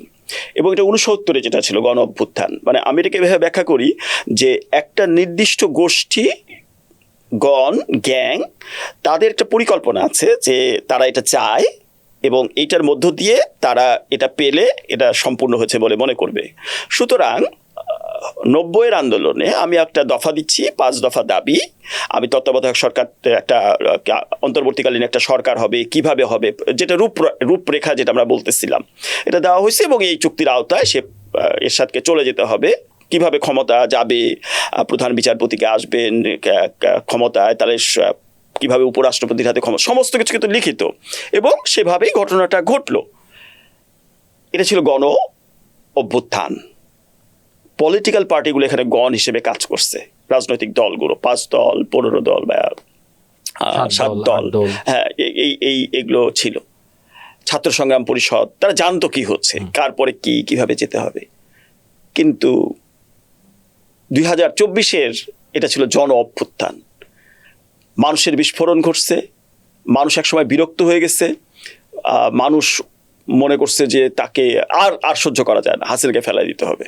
এবং এটা আকস্মিক, হঠাৎ, যেখানে রাজনৈতিক নেতৃত্ব খুব সুস্পষ্ট ছিল না, কেউই জানতো না যে কোথা থেকে কি ঘটতেছে। আমি দেখি নাই অ্যাটলিস্ট। মানুষ কেন রাস্তায় নামছে, আমি টুকটাক লোকজনকে বুঝবার চেষ্টা করছি, কথা বলছি, হাসিনাকে আর ভালো লাগে না, এটাকে সরাই দিতে হবে, আর সহ্য হচ্ছে না, মানে হাসিনাকে ফেলে দিতে হবে। মানে তারপরে কি, এরপরে কি কেউ জানে না। কারণ কি, কারণ এটা তো কোনো গ্রুপ বা গ্যাং, এটা মানে গণ তো এটা নির্ধারণ করতেছে না। তাহলে এই যে এর পরবর্তী যে কথাগুলো আসলো, মাস্টার মাইন্ড, তাহলে এই মানে আন্দোলনকে আপনি নিজেও যেহেতু এই সক্রিয়তার মধ্যে ছিলেন, আমি নিজে মনে করি না যে এইটা খুব বেশি মাস্টার মাইন্ড সবকিছু কারণে ঘটেছে। অনেকেই অনেক কৃতিত্ব দাবি করে বা বলে, কিন্তু এটা কোনো সংগঠিত আন্দোলন ছিল না। এবং সংগঠিত আন্দোলনের আকাঙ্ক্ষা থাকলে তার পরবর্তী কর্মসূচিগুলো কি হবে এটা তার জানা থাকার কথা ছিল।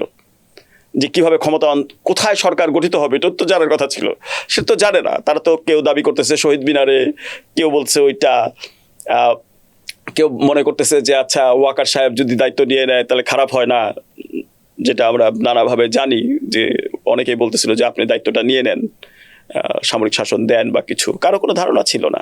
কেউ একটা, স্যার আমি যতদূর আপনাকে চিনি বা বুঝি, সেই জায়গায় আপনারা তো একটা অ্যাক্টিভিজমের মধ্যে ছিলেন, যে রাষ্ট্র কিভাবে, রাষ্ট্র নিয়ে একটা চিন্তার মধ্যে ছিলেন। ওই জায়গা থেকে আপনাদের ভাবনা কেমন ছিল, বা আপনারা তো অনেকেই একসাথে ছিলেন? হ্যাঁ, আমরা রাষ্ট্রচিন্তার সাথে রাষ্ট্রচিন্তারও যে মানে সীমাবদ্ধতা, যেটা আমরা দেখেন, আমরা রাষ্ট্রে একটা সংস্কার দরকার বলছিলাম, যেটা অনেকটা সাংবিধানিক সংস্কার। সংবিধান কিভাবে বদলাবে, সংবিধান আমাদের এখানে একটা স্বৈরাচারী সরকার বা ফ্যাসিবাদের জন্ম দেয় বলে আমরা দেখাচ্ছিলাম। নানাভাবে এটা দেখানো সম্ভব যে কিভাবে আমরা যেই দল 2/3 জিতে যায়, দলের প্রধান, সরকার প্রধান, তিনি শেষ পর্যন্ত রাষ্ট্রপতি, প্রধান বিচারপতি, এমনকি প্রধান নির্বাচন কমিশনার সহ সমস্ত নিয়োগ তার মাধ্যমে হয়। এবং প্রধানমন্ত্রীর, তার তো আসলে প্রধানমন্ত্রী বাংলাদেশে ছুটিও নেন না, তার কোনো ছুটি নাই। প্রধানমন্ত্রীকে অপসারণের কোনো ব্যবস্থা নাই। আপনি রাষ্ট্রপতিকে সরাতে পারবেন, প্রধানমন্ত্রীকে পারবেন না।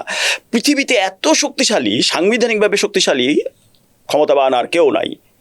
আমাদের বাংলাদেশের সংবিধান যে পরিমাণ ক্ষমতা প্রধানমন্ত্রীকে দিয়েছে, বিশেষ করে যদি তার সংসদে 2/3 আসন থাকে, তাহলে এইরকম একটা সংবিধানের পরিবর্তন দরকার, তার সংস্কার দরকার, তার ক্ষমতার, বিশেষ করে আদালতের ক্ষমতা, বিচার বিভাগের ক্ষমতা থাকা দরকার। যেই কথাগুলো এখন আমরা নাই হয়ে যেতে দেখলাম এই সময়ে, যে আলাদা সচিবালয়, আলাদা বিচারপতি নিয়োগের আলাদা ব্যবস্থা। তো আমরা তো এগুলো কথা বলছিলাম, দেখেন। কিন্তু যখন এই অভ্যুত্থানটা ঘটে গেল, তারপরে কিন্তু আমরা আর কিছু বলতে পারি নাই। কেন বলতে পারিনি স্যার? কারণ আমাদের প্রস্তুতি ছিল না। আমরা সেভাবে ভাবি নাই যে আরো যে ডিটেলসে কাজ করা। আচ্ছা, আপনাদের অনেকেই তো মানে আপনাদের এই চিন্তার সাথে পরিচিত, হ্যাঁ অনেকেই পরিচিত, কিন্তু ধরেন তারাও তো, আমরা যারা চিন্তাও করছি, হ্যাঁ গেছে, কিন্তু কোনো একটা কিছু, আমি যেভাবে ভাবি যে কোনো একটা নতুন চিন্তা, নতুন একটা ভাবনা, ততক্ষণ পর্যন্ত আপনি বাস্তবায়ন করতে পারবেন না যতক্ষণ পর্যন্ত আপনি সাথে জনমানুষকে পাবেন।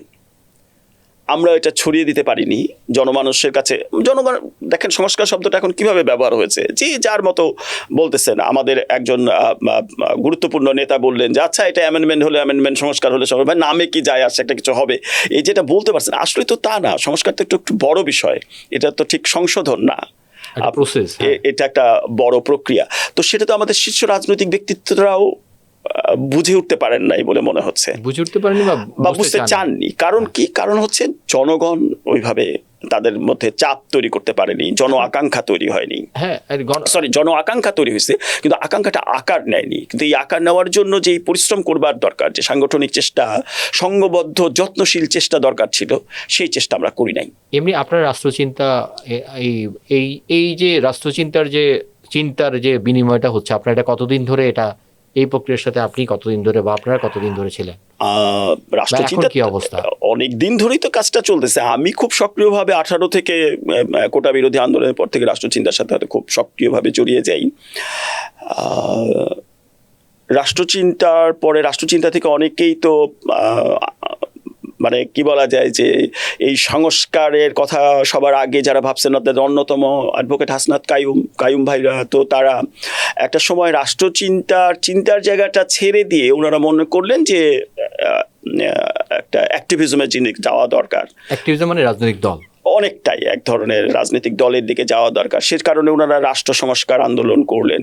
কিন্তু এমনি তো ধরেন আপনার চিন্তাকে যদি একটু করে, মানে চিন্তাটাকে যে সাকসেসফুল করতে হলে তো নিশ্চয়ই একটা রাজনৈতিক মতবাদ বা দল তো জরুরি। হ্যাঁ, জরুরি। কিন্তু রাষ্ট্রচিন্তা যেটা আমরা ভাবছিলাম বা আমরা এখনো ভাবি, এটা সবার ভাবনা নাও হতে পারে। আমার ভাবনাটি এরকম যে রাজনৈতিক পরিমণ্ডলে একটা ইতিবাচক পরিস্থিতি তৈরি করা, একটা গণতান্ত্রিক প্রগতিশীল পরিস্থিতি তৈরি করা, এর জন্য একটু বুদ্ধিভিত্তিক কর্মকাণ্ডের দরকার আছে। সিভিল সোসাইটির মতো ঠিক সিভিল সোসাইটি বললে যেটা হয়, বাংলাদেশের সিভিল সোসাইটি বলতে একটা মনে হয় যে এনজিও টাইপ বা সিপিডি টাইপের একটা কিছু, একটু ভারী একটা কিছু না। এক সাধারণ মানুষের মধ্যে যাবে, সাধারণ মানুষের সাথে কাজ করবে। একটা সাধারণ, ধরেন সংবিধান সংস্কার হচ্ছে বা সংবিধানের একটা পরিবর্তন হচ্ছে, এটা একটা বিশাল বিষয় যেটাতে প্রতিটা মানুষের অভিমত বা তার সম্মতি, জনগণের একটা সম্মতি সে দিচ্ছে, সে মানে ইনফর্মড সম্মতি যে ভাই আমি এটা চাই। তো সেই রকম একটা জায়গায় যাওয়া, মানুষকে ব্যাপকভাবে নাড়া দেওয়া, এইটা করার আকাঙ্ক্ষা রাষ্ট্রচিন্তার ছিল বা আছে, যে ব্যাপকভাবে মানুষের মধ্যে মানে একটা পরিবর্তন কেবল তো রাজনৈতিক চিন্তার পরিবর্তন না। একটা পরিবর্তন সমাজ বদলাবে যদি তার সাহিত্য বদলায়, যদি তার সংস্কৃতি বদলায়, যদি তার ভাষা বদলায়, কথা বলবার ভাষা। আমরা এখনো আমাদের দেখেন বিশ্ববিদ্যালয়ে বলি, সাংবাদিকতা বলি, বিশাল বিচ্ছেদ কিন্তু সাধারণ মানুষের সাথে, আমাদের সাথে কিন্তু কোনো যোগাযোগ নাই। আমি বিশ্ববিদ্যালয়ে পড়াই, ছাত্রদের সাথেও তো আমি ভালোভাবে কথা বলি না। আর ছাত্র কোন পরিবেশ থেকে আসছে, তার বাবা কি করে, কত কষ্টে সে জীবনযাপন করে বা কত আনন্দের সাথে অর্থ ব্যয় করে, কোনো খবরই আমি রাখি না। আমার এমনকি আমাকে যে চা খাওয়ায় তাকেও কিন্তু আমি দু কথা জিজ্ঞেস করি না, মানে আমাদের সে পরিবেশ নাই। তাহলে সমাজে রাজনীতিবিদরা কখনই সময় পায় আমি জানি না, তারা হয়তো অনুমান করে নেন যে মানুষ খুবই খারাপ আছে বা খুবই ভালো আছে। যোগাযোগটা নাই। যোগাযোগ না থাকার একটা বড় কারণ আমাদের সাহিত্য ওইভাবে নাই, আমাদের সংস্কৃতি ওইভাবে তৈরি হচ্ছে না, মানে সংস্কৃতির যে উপাদানগুলো সেভাবে আমরা দেখছি না। তার একটা বড় কারণ আমাদের ভাষা নাই।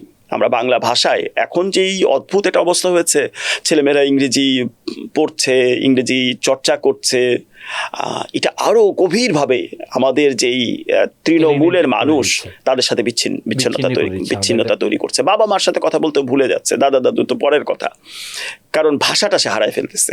তো এইরকম একটা পরিস্থিতিতে যোগাযোগের ভাষা হারিয়ে ফেলছে একেবারেই, মানে এটা আর নাই। মানে আপনার সাথে আমি কত সহজে কথা বলতে পারতেছি না, এটা কি এইরকম সহজে কি আমি একজন সাধারণ মানুষের সাথে, একটা রিকশার সাথে কথা বলতে পারবো? সম্ভবত পারবো না, আমার ভাষা সে বুঝবে না। এবং হ্যাঁ, কিংবা ধরেন এমনও হতে পারে স্যার, আমরা দুজনেই হয়তো ভাবনা দ্বারা আক্রান্ত হতে পারি, যে আমি হয়তো ভাবছি যে পারবো না, সেও হয়তো ভাবছে যে তার অবস্থা থেকে পারবে না। তবে আমি এটা সাক্ষাৎ প্রমাণও দেখি, আমি দেখি যে আমাদের প্রথম বর্ষের ছেলেমেয়েরা আমার কথা বোঝে না, তার কাছে বাংলাটা অনেক দুরূহ মনে হয়। এটা মানে খুব, হয়তো আমি বললাম যে এটা একটা বিভবিষাকর পরিস্থিতি। বলুন স্যার, বিভবিষাটা কি জিনিস? মানে এটা হয়ে গেছে, সেগুলো পরিবর্তন হয়েছে। আগে এখন তো সব ধরেন যে স্যার এখানে আমি জানি না এটা কি সামহাও যথারীতি, এই যে আমরা যে প্রবলেম ফেস করি যে তোমরা যা করছো এটা জেনজির মতো হচ্ছে না, বা ওই জেনারেশনকে টাচ করতে পারছে না তুমি যা বলছো এখন। এইটা তো আমার হয়তো এখানে আছে, কন্টেন্টে আছে, আপনার হয়তো শিক্ষকতায় আছে, কারণ আমরা তো অ্যাসোসিয়েটেড উইথ আমি আমার পেরিফেরিতে অ্যাসোসিয়েট, সে তার পেরিফেরিতে একরকম। মানে যদি এটাও হয়ে থাকে, আমার বক্তব্যটা হচ্ছে বিচ্ছেদ হয়েছে। হ্যাঁ, এই বিচ্ছেদটা সত্য। এই বিচ্ছেদ যেমন তরুণ প্রজন্মের সাথে নতুন প্রজন্মের সাথে, এটা অনেক সময় হয়তো স্বাভাবিকই যে তরুণদের সাথে একটা বিচ্ছেদ হবে, মানে নবীনদের সাথে যারা একটু বয়স্ক তাদের বিচ্ছেদ হবে। কিন্তু সাধারণ মানুষের সাথে যে বিচ্ছেদ, সাধারণ মানুষের সাথে বিচ্ছেদকে আমরা কিভাবে ব্যাখ্যা করব? আপনি দেখেন, আপনি নিজের জীবনে চিন্তা করে দেখেন যে আপনি কতটা সাধারণ মানুষের সাথে কথা বলবার সুযোগ পান আপনার ব্যস্ত জীবনে। আপনি একজন সাংবাদিক হিসেবে কতটুকু জানবার চেষ্টা করতে পারেন আসলে। আমি তো আমার রিপোর্টারের জীবনও কাটাইছি, আমি আমার বিটের বাইরে কোনো খবর রাখি না, এবং বিটের বাইরে বউ বাজার করে, বাজার দরও আমি জানি না। আমার আসলে কোনো খবর নাই যে এখন চাল কত, আচ্ছা তাই নাকি চালের দর বেড়ে গেছে এরকম, আমি জানি না যে এলপিজি গ্যাসের দাম কত, কারণ ওটা তো আমার বউ কত মানুষ এলপিজি ব্যবহার করে, যেহেতু আমি গ্যাসের, হ্যাঁ যেহেতু আমি ওটা রিপোর্ট করি না, আমার ওটা কাভার না, আমার হচ্ছে বাংলাদেশ ব্যাংক, আমি ওটা খুব ভালো জানি, ডলার রেট রিজার্ভ, বুঝতে পারছেন তো নাই। আর তারপরে হচ্ছে কি এগুলো তো আছেই। এইটা কি আমরা একটু কম্পার্টমেন্টাল হয়ে যাওয়ার কারণে, বা মানে আমরা আসলে সামগ্রিকভাবে জিনিসটাকে ধরতে চাই না, এমন কি?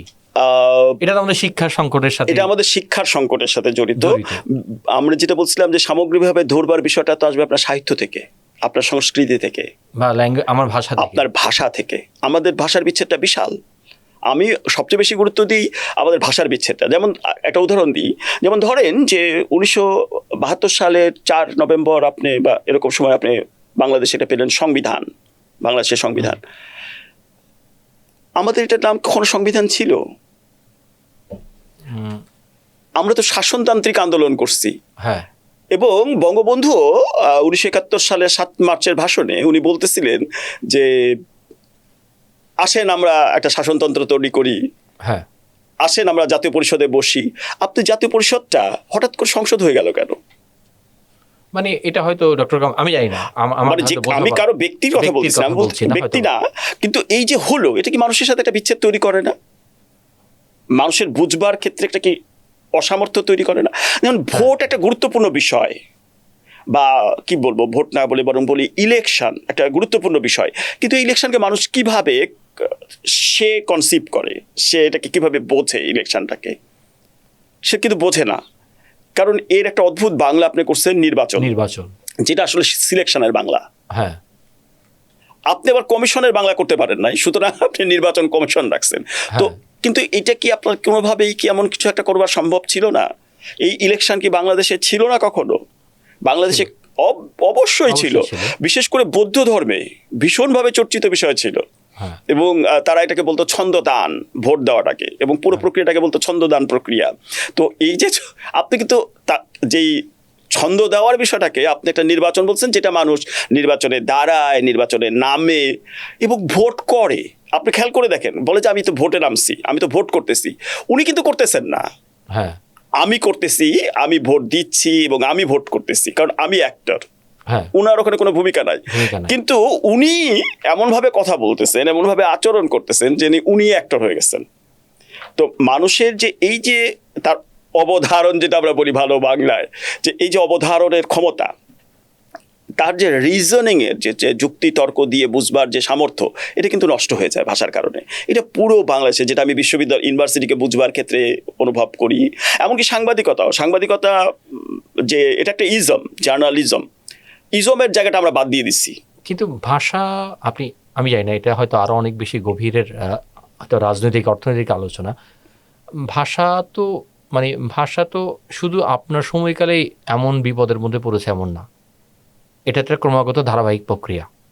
যেটা হয়তো আমি বলতে পারি যে বাংলা ভাষার তৈরি যথারীতি এই পুরোনো ফোর্ট উইলিয়াম কলেজ এভাবে করে বাংলা আমাকে দিয়েছে, বা যথারীতি এই বাংলা আসলে আমরা যে বাংলা করছি সেই বাংলা আসলে আমার বাংলা কিনা, এবং সেই বাংলায় কার প্রাধান্য থাকবে, যথারীতি অর্থনীতির সেই পুরনো আলোচনা। কারণ এইটা তো একটা আমি বলছি এটা তো 200 বছরের আলাপ বা 300 বছরের আলাপ। হ্যাঁ, কিন্তু আমরা যদি 200 বছর 300 বছরের আলাপটাকে বদলে না দিতে পারি তাহলে আমাদের ভাগ্য বদলাবে না। এটাকে যদি আমরা আমাদের ললাট লিখন জানি, এইটা আমি জানি না, আমি হয়তো নাও জানতে পারি, কমও জানতে পারি, এটা তো সারা পৃথিবীতে ভাষায় হয়েছে। দেখেন পৃথিবীর এমন একটা দেশের কথা, বড় দেশের কথা আপনি বলতে পারবেন না, মানুষ হট করে সিঙ্গাপুরের উদাহরণ দিয়ে বসে, যারা সব ভাষায় বিদ্যা চর্চা না করে বড় হয়েছে। এমন একটা বিশ্ববিদ্যালয়ের কথা বলতে পারবেন না যারা সব ভাষায়, কারণ বিদ্যা উঠে আসবে একেবারে অর্গানিক জায়গা থেকে, তৃণমূল থেকে জ্ঞান ওখানে সৃষ্টি হবে, ওইখান থেকে উঠে আসবে। আমরা যদি এখানে তোতা পাখির মতো মুখস্থ করাই তাহলে এক জিনিস, সেটা আপনি ইংরেজিতে মুখস্থ করাতে পারেন বা যে কোনো একটা ভাষায় মুখস্থ করাতে পারেন, কিন্তু জ্ঞান যদি আপনি আপনার স্বজাতির জন্য, স্বভাষার জন্য, স্বজাতি স্বভাষার জাতীয়বাদী নাই হই, আমি যদি মনে করি যে আমার আশেপাশের মানুষের জন্য আমি কাজ করব, আশেপাশের মানুষের জন্য, আমার চারিপাশে যারা আছেন বা আমি যেখান থেকে এসেছি সে তাদের জন্য কাজ করব, তাহলে আমাকে আমার স্বভাষায় কাজ করতে হবে। এই জায়গাটায় আমি যে বিচ্ছেদের কথা বলতেছিলাম, এটা একটা বড় বিচ্ছেদ, যেটা উপনিবেশের কারণে, কলোনির কারণে হয়তো ঘটা শুরু হয়েছে, এবং সেই জায়গা থেকে আমরা বের হয়ে আসতে পারি নাই। বের হয়ে আসতে না পারা এবং এই বের হয়ে আসবার জন্য যেই চেষ্টাটা দরকার, যে পরিশ্রম দরকার, এটা কিন্তু এখনো আমরা কোনো লক্ষণ দেখতেছি না। সুতরাং ওই অর্থে বাংলাদেশের ভবিষ্যৎ, এটা সংবিধান বলেন, রাজনীতি বলেন, বিশ্ববিদ্যালয় বলেন, খুব একটা উজ্জ্বল না। আমি প্রলয়বাদীও না যে আপনার সবকিছু ধ্বংস হয়ে যাবে, তা হয়তো হবে না, এভাবে হয়তো চলবে। কিন্তু আপনি যদি দিন দুনিয়ায় একটু মর্যাদা পেতে চান, সম্মান পেতে চান, নিজের জীবনের নিয়ন্ত্রণ নিজের হাতে নিতে চান, একটা রাষ্ট্র হিসেবে বা মানুষ হিসেবেও, ব্যক্তি মানুষ হিসেবেও, তাহলে আপনার এই বিচ্ছেদের অবসান ঘটাতে হবে। স্যার, আমরা তো ভাষা নিয়ে আলোচনা, আমরা একটু একই সাথে ওই যে সাংবাদিকতার শিক্ষা বা ডিপার্টমেন্ট হিসাবে আসলে, মানে আপনি তো অনেক বছর ধরে সাংবাদিকতার শিক্ষায় আছেন, আপনি কি দেখতে পান যে আসলে সেই কোয়ালিটি, মানে কোয়ালিটি হয়তো আবার ইংরেজি বলে ফেলছে আপনার সামনে, সেটা হচ্ছে মানে আমার উপযোগী, আমার দেশের সংবাদপত্র উপযোগী সাংবাদিক কি আমরা তৈরি করতে পারছি কিনা? দেখেন, আমাদের এখানে সাংবাদিকতা শিক্ষা যখন তৈরি হলো, সাংবাদিকতার প্রথম সিরিজটা যিনি হয়তো করলেন, এটা হয়তো একটা ইউএসএইড এর সহায়তায়, ইউএসআইএস এর সহায়তায় একজন বিদেশি অধ্যাপক হয়তো আসলেন, সম্ভবত ওনার নাম জোয়েস ফুট, উনি আসলেন, এসে ঢাকা বিশ্ববিদ্যালয়ে একটা ডিপ্লোমা কোর্সের একটা ডিজাইন করে দিলেন। এই যে হলো, মোটামুটি সেটাই আছে। এরপরে আমরা নানাভাবে সামান্য কিছু পরিবর্তন করে, বা এখন যেহেতু বিশ্বজোড়া অনলাইনে দেখা যায় সারা পৃথিবীতে কী করতেছে, আমরা একটা চকচকে সিলেবাস, যেটাতে অনেক কিছু আছে, বিশ্বের সর্বশেষ জ্ঞান সম্পৃক্ত করে একটা সিলেবাস তৈরি করে ফেলতেছি। আমরা তো দেশের কথা ভাবতেছি না। আমাদের এখানে যারা বিশ্ববিদ্যালয় পরিচালনা করে, বিশ্ববিদ্যালয়ে যারা অধ্যাপক হন, বিশ্ববিদ্যালয়ে যারা শাসন করেন, তাদের লক্ষ্য কিন্তু দেশ না, তাদের লক্ষ্য হচ্ছে বিশ্ব, বড় জায়গায় যাওয়া। একজন, যারা একটা সময় ছিল যারা স্নাতক হচ্ছেন, তাদের উদ্দেশ্য হচ্ছে যে আমি ছড়িয়ে পড়বো, আমি প্রত্যন্ত অঞ্চলে যাব, আমি একটা বড় প্রতিষ্ঠানে পড়েছি, আমি যে কাজ করব নিচে যে। আর বাংলাদেশে যে ঢাকা বিশ্ববিদ্যালয়ে পড়ে, তার লক্ষ্য থাকে অবভিয়াসলি ঢাকায় থেকে যাওয়া, বিপদে না পড়লে সে ঢাকার বাইরে যাবে না। আর যারা ভালো ফলাফল করে, প্রথম হয় দ্বিতীয় হয়, ঢাকা বিশ্ববিদ্যালয়ে চাকরি হলে তো হলো, না হলে সে অবশ্যই বাইরে চলে যাবে। তো এই ছেলে মেয়েদের, মুষ্টিমেয় ছেলে মেয়েদের, যাদেরকে আসলে আমরা পশ্চিমা বিশ্বে সরবরাহ করবার জন্য তৈরি করি, তাদের জন্যই সিলেবাস। মানে এই ছেলে মেয়েগুলোকে আমরা ওখানে পাচার করব, কেউ মুদ্রা পাচার করি, যেটা আগে বলতেছিলাম, আমরা কিছু ছেলে মেয়ে পাচার করবো, এর সংখ্যাটা খুবই নগণ্য। মেধাবী কিছু ছেলে মেয়ে আমরা নিয়মিত পাচার করার জন্য প্রতিষ্ঠানগুলো রাখছি, সিলেবাসগুলো রাখছি। এতে সাধারণ ছেলে মেয়েদের, বিশেষ করে যারা হয়তো একটু পিছিয়ে পড়াশোনায়, মানে এক অর্থে পিছিয়ে পড়া, আবার অন্য হয়তো তারা ভীষণ দক্ষ,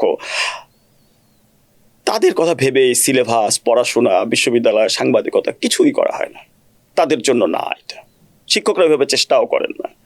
আরো বড় জায়গায় যাওয়া, আরো মানে ভারী হাই সাউন্ডিং জিনিস কথা বলা, কিন্তু মানুষের তো তার সমাজ, তার পরিস্থিতি, তার সাপেক্ষিত সে তার নিজেকে বোঝে, তার পড়াশোনাটাকে বোঝে। যে জগতের সাথে পরিচয় নাই, সেই জগতের গল্প তো তার আসলে কোনো কাজে আসবে না, সেটা ধরতেও পারবে না। মানে কেন যে চাঁদটা কাস্তের মতো দেখায়, এটা আপনি পশ্চিমা বিশ্বে যে চাঁদকে যেভাবে দেখবেন, বাংলাদেশের কাছ থেকে তো সেরকম না, এটা তো উল্টা। ও আদৌ কাছ থেকে দেখে কিনা, এটা উল্টা। আমি হয়তো দেখি কৃষক সমাজের কারণে, আপনি হয়তো দেখেন, কিন্তু আপনি যদি কাস্তে হাতুড়ি একটা ওদেরটাই নকল করে বসায় দেন, সেটা অনুভব করতে পারবে না, তার এটা অনুভবের মধ্যে থাকবে না। স্যার আমি এখন স্যার আপনাদের তাহলে এই যে রাষ্ট্র মানে চিন্তার যে বিষয়, যে আন্দোলনটা ছিল, এখন তাহলে কি অবস্থায় আছে? এখন কি আপনারা ভাবছেন যে এখন যে নতুন নয়া বন্দোবস্ত বা নয়া যে রাজনৈতিক সেই জায়গায় আকাঙ্ক্ষা কি পূরিত হয়ে গেল? না না না, একেবারেই না। বরং আমি নিজে থেকে একটু হতবিহ্বল। এবং বাংলাদেশের মধ্যবিত্ত সমাজের একটা অদ্ভুত বিষয় আমি এর মধ্যে দিয়ে লক্ষ্য করলাম, যে তারা চায় যে দেশটা ভালো থাকুক, দেশটা সুন্দর হোক, মানুষ আইন কানুন মেনে চলুক।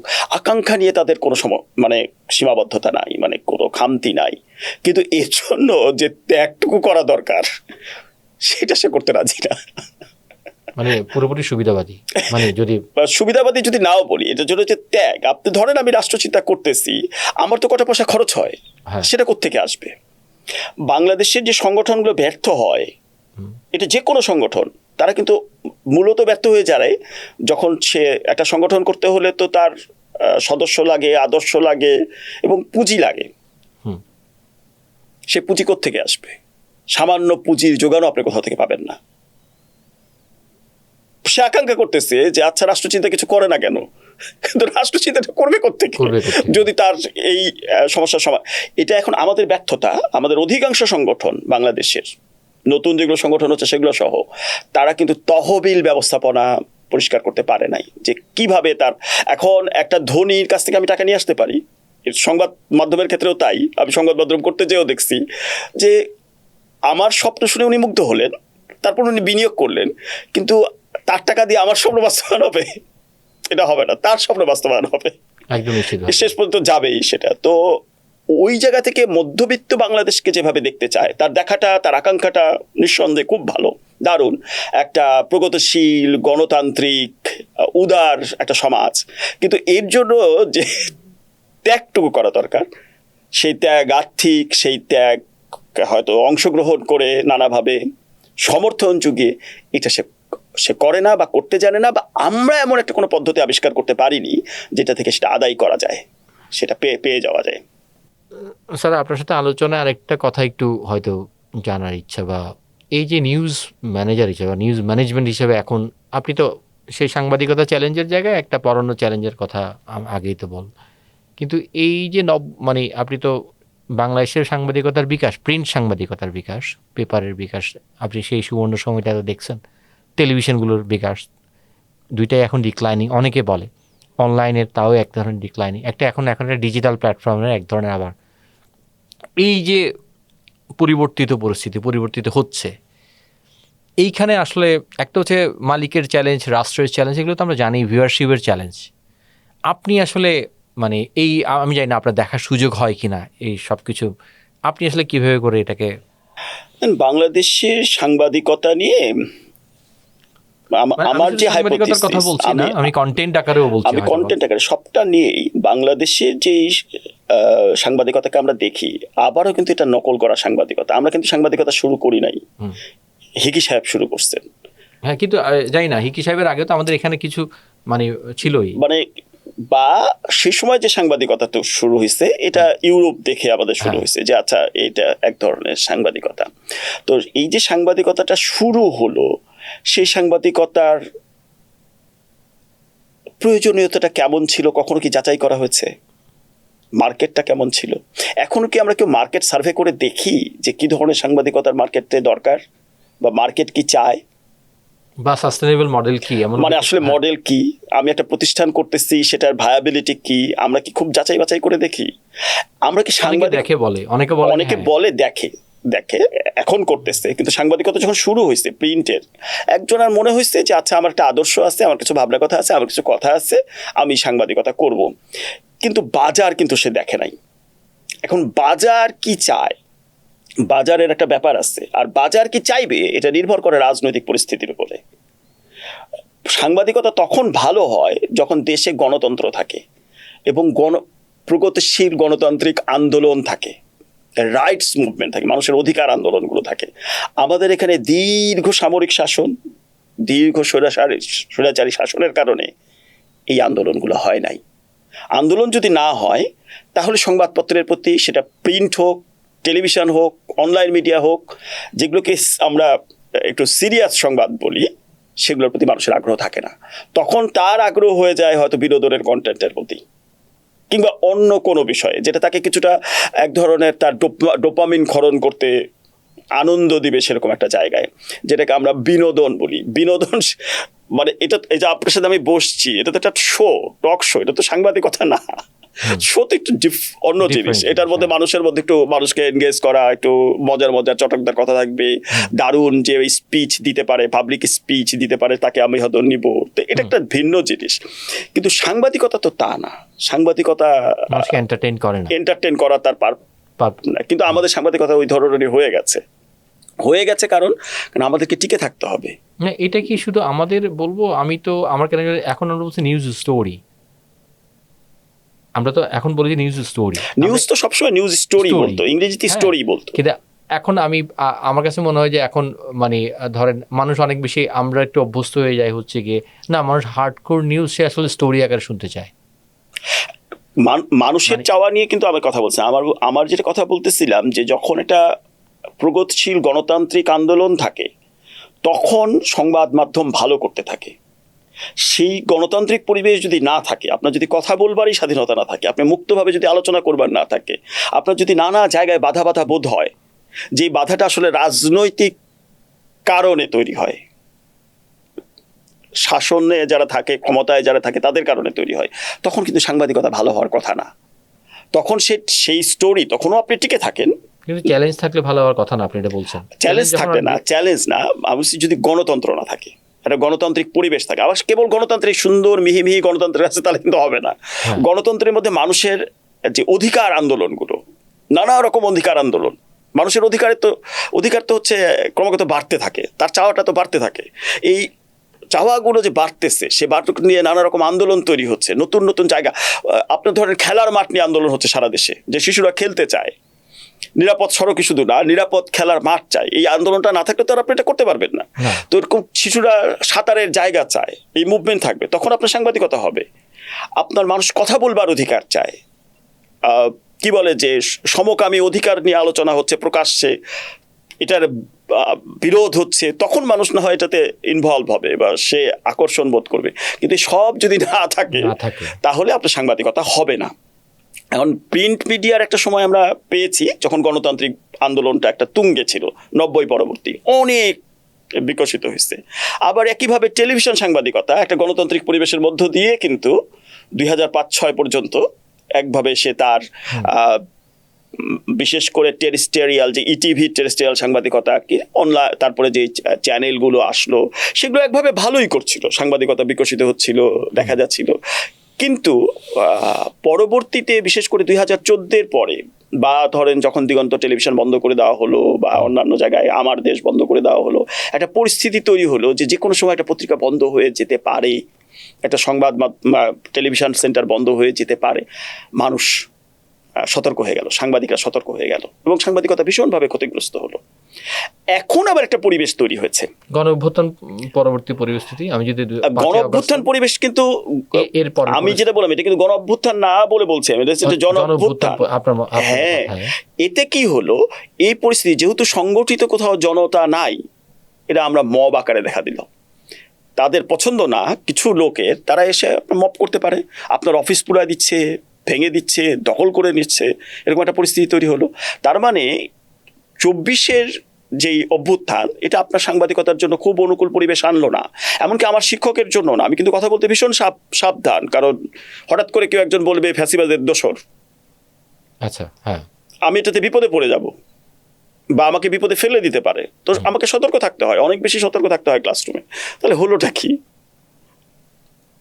তো আমার এই যে সীমাবদ্ধতা, এটা নিশ্চয়ই সংবাদ মাধ্যমের সীমাবদ্ধতা, তাকে অবশ্যই এইটাই ভুগতে হচ্ছে।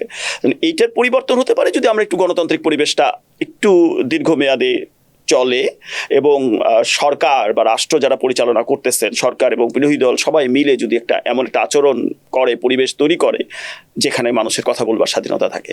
এখন সময়টা, এখন যদি বলি যে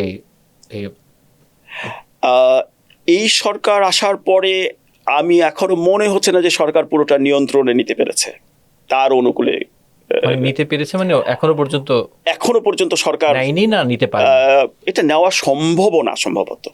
আচ্ছা, এটা এইভাবে ব্যাখ্যা করা যেতে পারে যে বিএনপি তার জেলা পর্যায়ে সম্মেলন করে না কতদিন, জেলা পর্যায়ে কমিটি আছে তাদের, করতে পেরেছে, উপজেলা পর্যায়ে করতে পেরেছে। এমপিরা কি খুব নিয়ন্ত্রণ রাখে তার এলাকার উপরে, রাখতে পারে, চাঁদাবাজদের উপরে রাখতে পারে হয়তো, বা আর কিছুর উপর রাখতে পারে, যে কোথা থেকে ইজারা টিজারা হ্যান ত্যান বা ডিসির উপর কর্তৃত্ব এগুলো করতে পারে, কিন্তু সংগঠনের উপরে, সংগঠনে কি ওর ধারাবাহিক নেতৃত্বের কোনো ব্যবস্থা আছে? ব্যক্তিগতভাবে তারেক জি হয়তো পারেন অনেক কিছুই, কিন্তু তার সংগঠন কি পারে? ব্যক্তিগত আবার আমি জানি না, হয়তো দল হিসেবে বিএনপির দল হিসেবে যে বিএনপি যে ধরনের পার্টি, সেই জায়গা থেকে ও হয়তো মানে আওয়ামী লীগ যে কায়দায় চলে বা হয়তো বা জামায়াত ইসলামী যে কায়দায় চলে, বিএনপি তো একই কায়দায় নাও চলতে পারে, মানে একই কায়দায় না চলতে পারে, কিন্তু চোখের উপরে আমরা যেটা দেখি সেটা হচ্ছে সংগঠনটা অত শক্তিশালীভাবে বিভিন্ন জায়গায় তৈরি না, মানে গণতান্ত্রিক প্রক্রিয়ায় তৈরি না, মানে গণতান্ত্রিক চর্চার মধ্য দিয়ে তারা চলছে না। কিন্তু আবার বিএনপিতে এইটা ওর যে ভোটের দল, ওটা ঠিক রাজনীতির দল না, ঠিক আছে ভোটের দল, কিন্তু তাকে তো সংগঠন হিসেবে দাঁড়াতে হবে। আপনি সংগঠন হবেন, তারপর একদিন প্রতিষ্ঠান হয়ে উঠবেন, তার একটা কাঠামো থাকবে যেটার মধ্য দিয়ে আপনি আসলে নিয়ন্ত্রণটা প্রতিষ্ঠা করবেন। সরকার তার দলের সহযোগিতা নিয়ে বিভিন্ন জায়গায় একটা নিয়ন্ত্রণ প্রতিষ্ঠা করতে পারবে, সেটা কিন্তু বাংলাদেশে বিএনপির পক্ষে সম্ভব হবে কিনা জানি না, কিন্তু এখন পর্যন্ত সম্ভব হয় নাই। এখন পর্যন্ত আমরা দেখতেছি যে একটা পীরের একটা মাজার পুড়াই দিল, একজন পীরকে পুড়াই দিল, এমনকি শাহ আলীর মাজার পর্যন্ত হামলা করবার মতো সাহস করতেছে লোকজন। এটা যে করতে পারতেছে বিভিন্ন জায়গায়, তার মানে তো আইন শৃঙ্খলা, সরকারের যে নিয়ন্ত্রণ বিভিন্ন জায়গায়, মানে যদি আমি ধরে নিই যে সরকারের একটা সিনেমা, সে একটা সিনেমা দেখানোর পরিস্থিতি তৈরি করতে পারতেছে না, এটা তো সরকারের নিয়ন্ত্রণের ইঙ্গিত দেয় না আর কি, সর্বস্তরে নিয়ন্ত্রণের ইঙ্গিত দেয় না।